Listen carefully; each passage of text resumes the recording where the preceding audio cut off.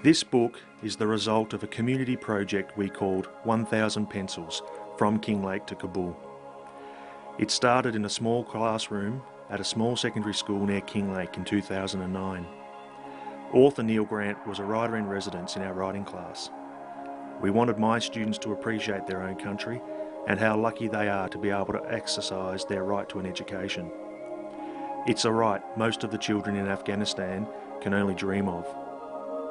If my class came to understand this, then perhaps they would be able to see their place as global citizens and their education and access to resources as a gift and an opportunity. The day after Black Saturday, these aims seemed senseless, even insensitive. How could we ask the students to care for others when so many of them had lost so much?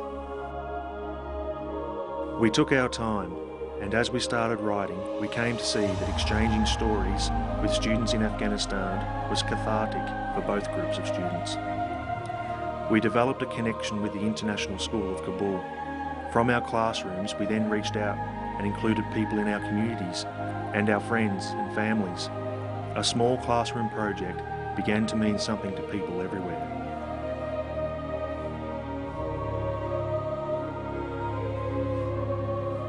In these pages, Neil Grant weaves together the stories that arose from the project.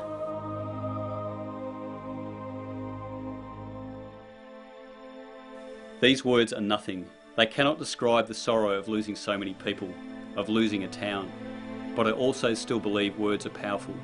And when I listen to people's stories, there are words that mean something. Resilience, strength, courage, hope, determination. These are the things that the fire could not take.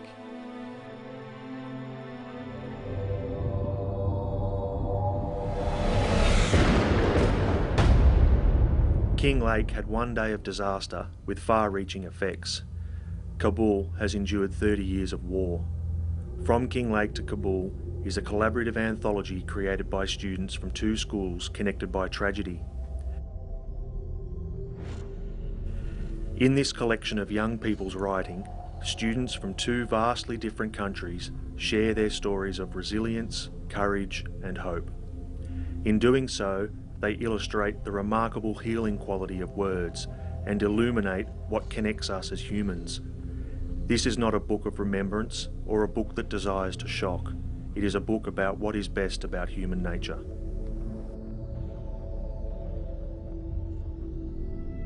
Stephanie Wilkinson wrote of that one terrible day in Kinglake. Like so many people there, when it was all over, Stephanie was more concerned about others than she was for herself. When it began, everything turned black. The smell of smoke grew strong and thick. It invaded the whole house. We heard Dad pull into the driveway.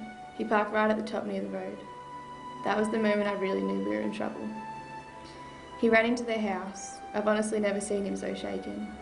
I heard him say to Mum, "Kinglake is on fire. The mountain is on fire." Everything happened really fast. I did everything I was told immediately. There was no time to make mistakes. I wet towels and clothes in the bath Mum had filled earlier that day. Dad was outside putting out spot fires with a towel. I remember standing in the hallway and suddenly realising what was happening.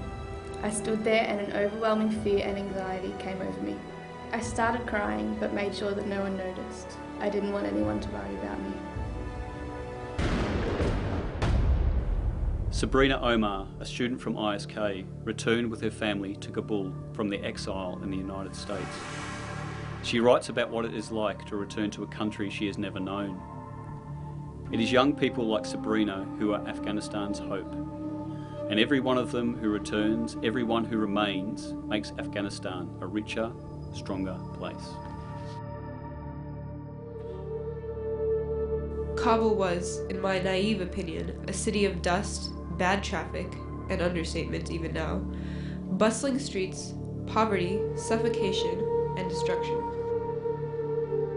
The smell of a million dishes cooking in a million different pots, in a million different kitchens, in millions of different houses, on hundreds of different streets, wafted deliciously up to me.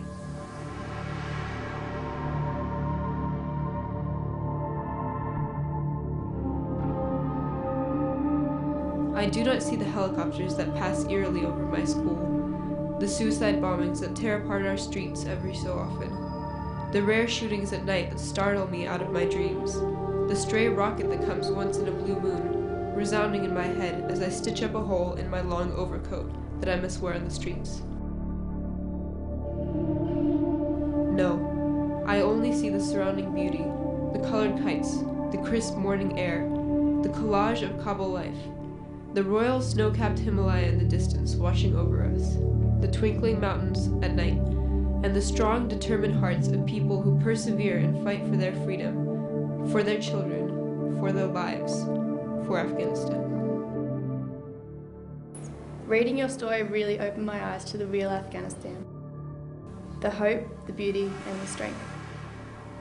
Thinking about the things that people in Afghanistan have been through frightens me. I love the way that your story shows both sides of your country.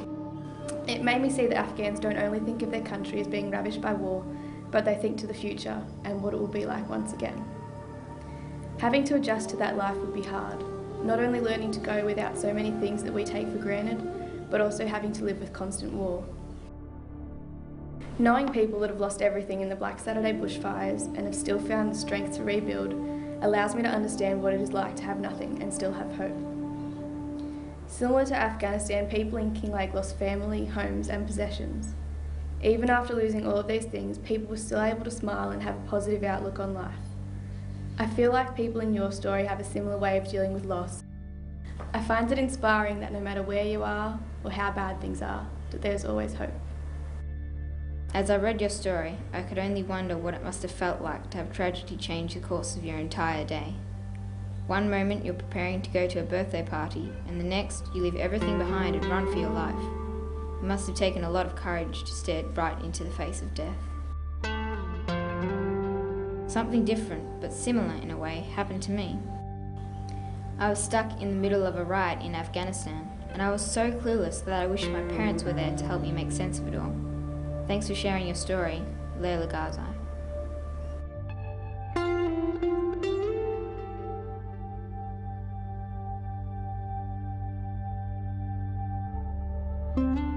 People look at me with a scar on my face. I am walking through the streets of Kabul with dust slapping against my cheeks. The hard rocks feel like they're coming through my worn out soles and my sandals. As I walk through the Medina market, the sun burns my skin. Dear Paige, it does get really hot in summer in Afghanistan. I also like the name you gave their younger sister, Zabai, because it means beauty. I feel that student voices are maybe a little bit undervalued sometimes, but they can be, as we've seen, quite a beautiful sort of way of expressing things. I think what these young kids have done, have taken a very personal experience and written about it with great clarity, and I think that's a really important thing. That student writing is definitely right up there amongst the most powerful of that writing. With all of us, students, teachers, editors, publishing houses, we created something together. I think when teachers take students' writing seriously and invite authors and other members of the community into the classroom to work on students' writing, the result can be spectacular.